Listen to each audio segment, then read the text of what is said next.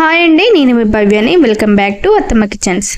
పండగల్లో, పెళ్ళిళ్ళలో లేదా ఫంక్షన్లో పెట్టే ఆ టేస్టీ సాంబార్ ఎలా తయారు చేసుకోవాలో చూపిస్తున్నాను. ఇంట్లోనే సింపుల్గా ఫంక్షన్ టేస్ట్ రావాలంటే ఈ సాంబార్ ఎలా తయారు చేసుకోవాలో మీరు ఈ వీడియో పూర్తిగా చూడండి. అంతేకాకుండా ఈ సాంబార్కి స్పెషల్ టేస్ట్ ఇచ్చే కొన్ని చిట్కాలు కూడా మీతో షేర్ చేస్తున్నాను. ముందుగా నానబెట్టుకున్న ఈ శనగపప్పు ఒక గ్లాస్ వరకు నానబెట్టుకోండి. తర్వాత కుక్కర్ తీసుకుని ఒక గ్లాస్ వరకు కందిపప్పును వేసి, అలాగే నానబెట్టుకున్న ఈ శనగపప్పును కూడా వేసి 1-2 సార్లు శుభ్రంగా కడిగేయండి. 4 ఎల్లిపాయలు వేసుకొని 1 టేబుల్ స్పూన్ వరకు జీలకర్ర, 1 టేబుల్ స్పూన్ పసుపును వేసుకొని, ఒక గ్లాస్ కందిపప్పుకి 3 గ్లాసుల వరకు వాటర్ని యాడ్ చేసుకొని 1 టేబుల్ స్పూన్ ఆయిల్ని యాడ్ చేసుకొని ఇప్పుడు కుక్కర్ మూత పెట్టుకొని స్టవ్ మీద పెట్టేయండి. ఈలోపు మనము సాంబార్కి కావాల్సిన ప్రిపరేషన్ చూసేద్దాం. స్టవ్ మీద ఒక గిన్నె పెట్టుకొని 3 టేబుల్ స్పూన్ వరకు ఆయిల్ని యాడ్ చేయండి. ఆయిల్ కాస్త హీట్ అయిన తర్వాత 1 టేబుల్ స్పూన్ పోపు గింజలు, 1 టేబుల్ స్పూన్ జీలకర్ర, పచ్చిమిర్చిని ఇలా మధ్యలో చీల్చి వేయండి. ఆనియన్స్, అలాగే క్యారెట్, టమాటా, దొండకాయలు, సొరకాయ ముక్కలు, మునక్కాయలను వేసేయండి. మీ దగ్గర దొండకాయలు అవి లేకున్నా వంకాయలున్నా ఇలా కట్ చేసి వేసేయచ్చు. ఇప్పుడు లాస్ట్ కరివేపాకును వేసేసి ఇలా మొత్తం కలపండి. ఇలా నూనెలో కలిసే విధంగా కలిపిన తర్వాత 5 నిమిషాలు మూత పెట్టేసుకొని మరొక 5 నిమిషాల తర్వాత మూత తీసేసి, మనకి సొరకాయ అనేది ఒక 50% మాత్రం ఉడికింది.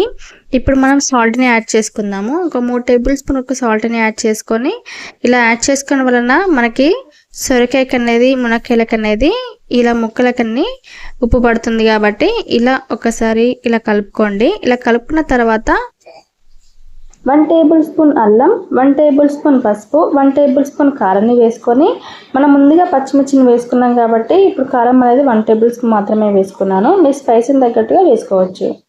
ఇలా వేసుకొని ఇలా కలుపుకోండి. మనం కారాన్ని మొత్తం కలిసే విధంగా కలుపుకుందాం.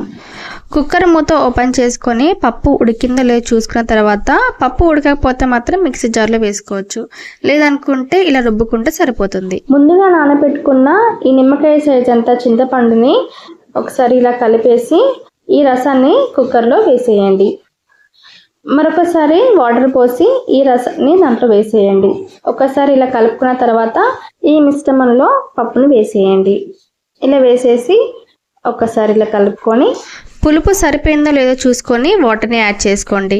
ఇప్పుడు 1 టేబుల్ స్పూన్ వరకు సాల్ట్ని యాడ్ చేసుకొని, అలాగే 1 టేబుల్ స్పూన్ వరకు జీలకర్ర మెంతుల పొడి వేసుకొని, సాంబార్ పౌడర్, కొత్తిమీరను వేసుకున్నారంటే సాంబార్కి తాలింపు పెట్టుకోవాలి. కాబట్టి ఇప్పుడు స్టవ్ మీద కడాయి పెట్టుకొని ఇప్పుడు కాస్త ఆయిల్ యాడ్ చేసుకొని, ఆయిల్ని కాస్త హీట్ అయిన తర్వాత 1 టేబుల్ స్పూన్ తాలింపు గింజలు, 1 టేబుల్ స్పూన్ జీలకర్ర, 4-5 ఎండుమిర్చీలు, అలాగే ఎల్లిపాయలని, కరివేపాకు, ఇంగువ వేసుకొని సాంబార్లో వేయండి.